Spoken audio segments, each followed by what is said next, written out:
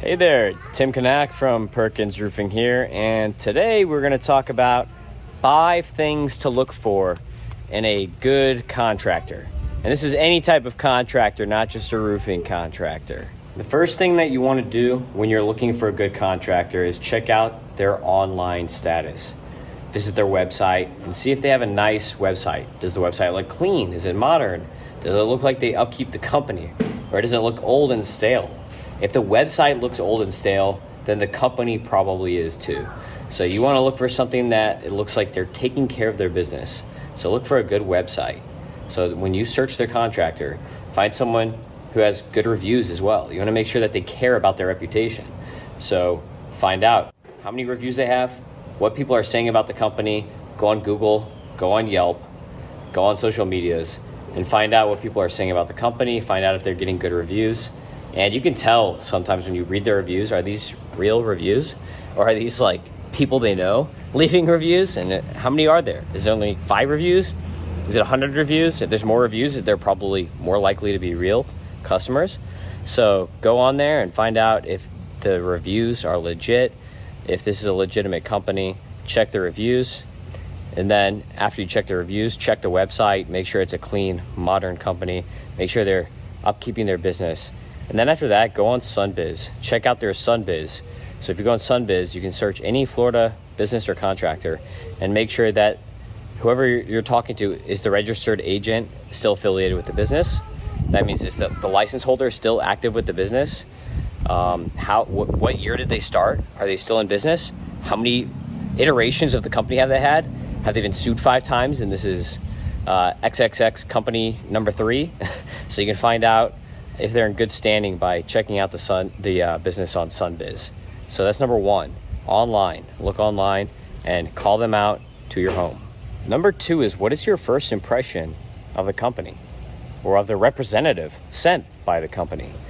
When you called their office, did it sound like they had everything handled? Everything is A-okay? Or did it sound hectic and crazy? And like, oh, I don't know if this company knows how to handle what they're doing. So first impression goes a long way, from the phone call to when their representative arrives. So you want to first off make sure someone actually shows up at your house. But when they show up, are they wearing a uniform with a logo on it? Do they look put together? Do they look clean? Or do they look like a disaster of a person? Do they have a nice truck? Do they have a nice clean truck? It doesn't have to be a Perkins roofing truck, but does the truck look okay? Or is it all dinged up? Is it a 30-year-old truck with bull all over it? Or does it look like, hey, this company has nice trucks, they probably do good business then and have this pretty solid company if their trucks look okay and taken care of? If they can't maintenance their truck properly, then how are they going to do a good job on your roof if they can't even take care of their own belongings? So uniform, truck, first impression, are they put together? Do they show up on time? Make sure they show up on time. If they don't show up on time, that's a bad first impression. Like I said, how do they sound on the phone? Do they answer the phone? Did they not answer the phone? You can also see business hours online. So not everyone is open all weekends. Like, we're not open on Sundays. So if you're trying to call us on a Sunday and we don't answer, that doesn't mean that, oh, this company doesn't care about me. It just means those are our hours. You can find our hours on Google. So check that out. But that's part 2. Number 1 is online. Number 2 is first impression. Number 3 is the inspection.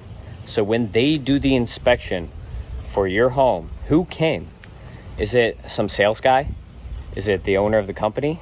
Is it the license holder? If you get someone, a license holder, or the owner of the company, someone who has a lot of experience, then you're going to want to trust what they have to say more than some sales guy who's been in the roofing business for 3 months. They're really not going to know what they're talking about and be able to provide you a number of solutions or the best solution to your problem. Because when you're calling a roofing company, you're calling because you have a roofing problem that you need to be solved. You're not just there to be a number in some sales guy's commission queue or whatever. So the first thing you want to do is make sure that they walk around the home. See, I'm walking around my little house right here. I'm going to walk around the home. This is how you're going to get a good visual of what's going on with the house. Not just, oh, here's problem, let me only look at problem. Let me look at the whole house. This can tell me a lot just walking around the house. If I see cracks in windows, if I see cracks in foundation, if I see damaged gutters. Oh, is there a solar panel up on the roof? These are all things that tell a story of the home. So if you walk around the home and get a good idea of what's going on with that home. So walk around the house. Do they walk around the house? That's very important. Also, do they show up? I have a lot of people tell me that, oh, you're the first roofer who showed up, and I've called 8 of them. All the other ones just sat at a computer and told me they do everything on the satellite nowadays. That is a road to change orders. I would not trust that. So make sure they show up. Make sure they walk around the house. Make sure if you have a roof leak that they go in the attic. Go in the attic. That's how you find roof leaks. Not by looking around up top, not by walking around on the ground. That's not how you find roof leaks. You find roof leaks by going in the attic. If they are too lazy to go in the attic, do you really want them fixing your home? No, a roofer needs to go in the attic and see where the damages are coming from. You have to find the source of the problem. You can't just say, oh, look, there's water damage on the fascia here, so we're just going to change the fascia. What if the leak goes all the way to the top? You're not going to know unless you go inside and check the attic. So you got to check the attic. So if they don't go in the attic and you have a roof repair, that's a major clue not to hire that person. And lastly, in the inspection phase, make sure they go on the roof. There's so many roofers that don't even go on the roof. Go on the roof. Get in the attic. Walk around the house. Don't be lazy. These are the things that tell you, what is the problem? I'm here to solve a problem. I'm not here to make money off of you. I'm here to find your problem and solve your problem. And then I get rewarded with your money if I do a good job at the end of the day. That's how a roofer needs to look at things. Or any contractor. Same thing for a tile contractor. You're doing tile work in somebody's house, a flooring contractor. You're doing a bathroom. Any type of contractor, this is how they need to do things. Number 4 is the actual presentation of the estimate. Did this contractor, when they give you a quote, go back to their truck and write a number down on a piece of paper and hand it to you? That's not how things are done nowadays. Do they have a nice, clean presentation? Do they provide you a contract on paper? Or do they give you something online that's substantial, that has all the steps 1 through 10 or whatever they're doing? It tells you all the products they're using. Are they using PB93? Are they using PB95? It tells you everything they're doing in order that leaves no ambiguity. It doesn't say fix roof leak. $2,000 to fix roof leak. Are you replacing the wood? Are you going to put my shingles back? Are you going to just coat it with some crap? Or are you going to actually do a repair and take all the paper off and change the wood like you should? What if there's truss damage? Are you going to change the trusses? What all is included? So make sure that the quote has all the steps labeled of what they're going to do and leaves no ambiguity. If you have questions that are not specified on the contract, and if you have a special request that's not specified on the contract, make sure you get on there. Vague contracts are terrible.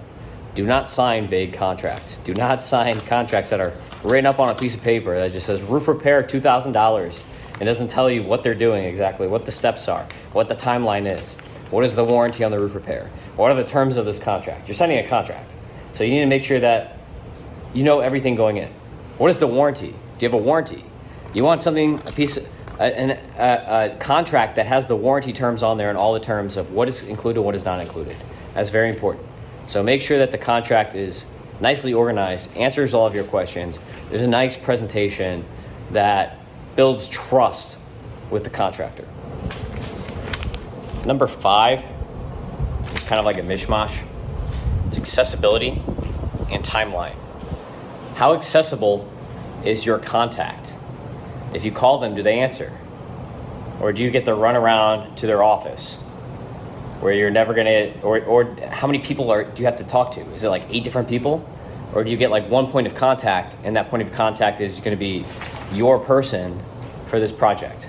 So you wanna make sure they're accessible and that you can get all your questions answered, and that at the end of the day, someone takes ownership to solve your problem. And you don't just have a bunch of people running around like chickens with their head cut off. So how accessible is your point of contact? Do they answer the phone? Does the company answer the phone? What days are they open and what days aren't they open? What is your timeline? And what is their timeline? Do your timelines match up? Are they available when you need them? If you have a problem that you need fixed ASAP, are they going to help you with that? If you're going to be out of state for a month and you want them to wait a month for your project, are they going to help you with that? So what is your timeline? What is their timeline? And then the last part of this is expectations. And that's on you as the client as well. You need to make sure that if you have high expectations, that your contractor knows that from the beginning, and that your contractor is not giving you way too high of expectations. They're not saying, oh, we're going to do this, this, this, and this. This is going to be the best job in the history of the earth. But then they're not going to do that. So make sure that your expectations and their expectations are on the same level. There's always something that I tell customers. You can have quality or you can have price, or you can find some happy median.